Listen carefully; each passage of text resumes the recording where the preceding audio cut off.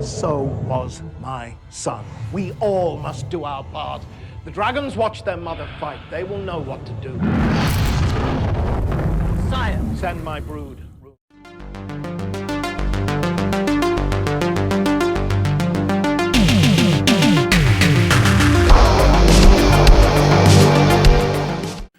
Mark Gottlieb directs Witch Hunter, a 2024 sword and sorcery fantasy movie by The Asylum.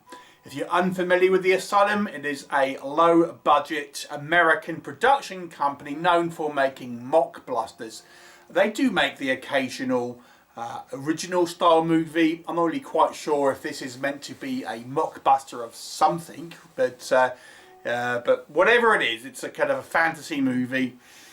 And the story focuses on a group of heroes who are gathered by the king, played by Doug Bradley, the kind of recognisable name in this movie, known for obviously the Hellraiser movies, and he sets a group of heroes on a quest to defeat this evil witch who is the threat to his kingdom by making all these creatures and stuff attack this particular kingdom. Of course, as you'd expect by the title, among this group of heroes there is a witch hunter who may be the key to defeating this witch, but we have a variety of other characters as well. Along the way they encounter giant spiders, giant wolves, giant bears, and also there is an attack by large dragons.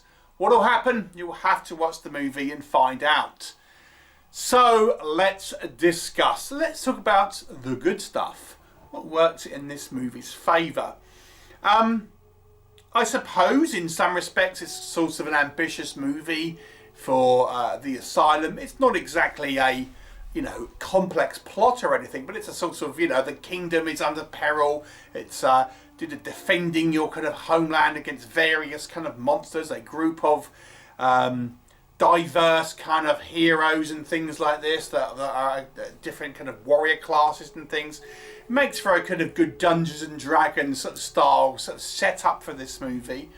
There's a reasonable amount of kind of VFX in this film. As I've said, there's a variety of kind of supernatural creatures. We get this kind of scenes with dragons. So I have to say, I think the dragons are actually quite well rendered, and we have this kind of like monster towards the end, which is this kind of witch in her monstrous form.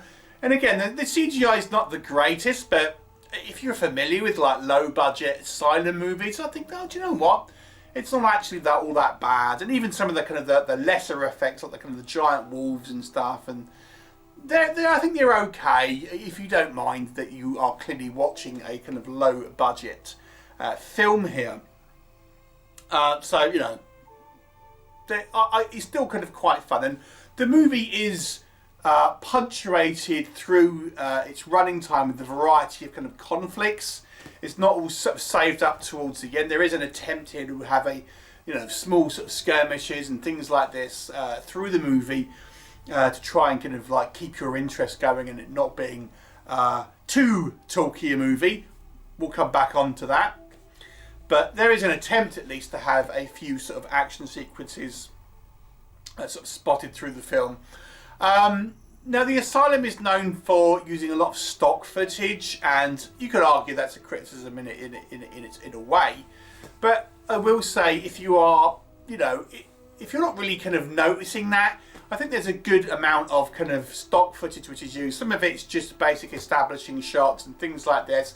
Others we have like, loads of kind of knights marching towards a battle, which is clearly not filmed for this. It's clearly just, some kind of Ren fair or battle reenactment which has been filmed or something like that.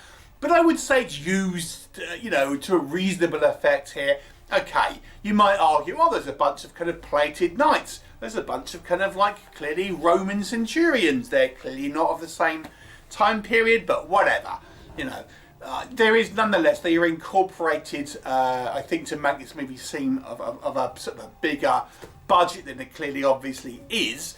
And The Asylum music has quite a large back catalogue of sort of, public domain or sort of stock images or stock footage that they use, and you know, as criticising as that might be in some respects, I do think they are relatively kind of well incorporated. Doug Bradley, one-time Hellraiser, is kind of screaming as this kind of over-the-top king. Quite a fun character. He's not really required to do a whole lot, but you know, he's obviously quite watchable as this sort of over-the-top sort of character. Let's talk about what doesn't work. You'll notice I haven't really talked about action scenes outside of there are a few punctuated in the movie. The action scenes that we get are unfortunately quite poorly handled. A lot of the time they are fighting a CGI monster. So it is actors poking what is clearly thin air, or they are kind of poking the camera, you know, so it's like a sort of facing down the camera, or it's something off screen. It looks particularly sort of like there's not really any physical contact there. So the action sequences that we get really are the most unimpactful action sequences that you've seen in kind of recent years, certainly within kind of fantasy movies. So the action sequences, although they are peppered through the movie, they are not strong, unfortunately. The other problem is that I think the acting here is pretty weak. Outside of Doug Bradley, he's kind of the recognisable name, and I have to be honest, his character is a kind of fun king character, but this is not his best work. Let me just say that.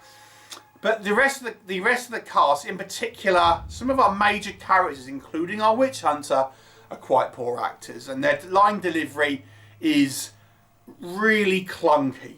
It is not helped by some atrocious dialogue, which I think is meant to sound kind of old-timey, if you like, but it is not good, and there is a lot of dialogue.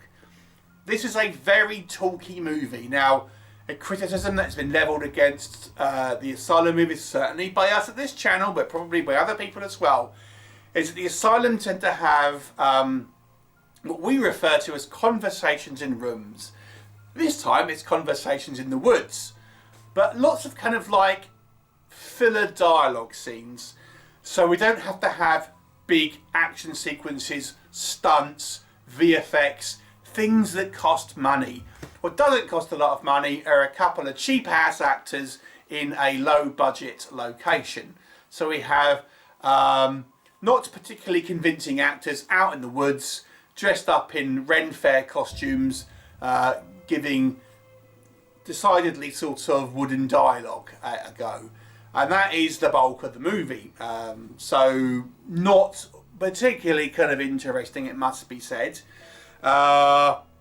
You know, the aesthetics of this film, you know, they are of a low budget standard. Like I said, I'm maybe forgiving of the CGI here, but you know, it looks CGI. It doesn't look particularly realistic. I don't think it's particularly well incorporated, with the exception, I think, of some of the dragon scenes, which I think are okay.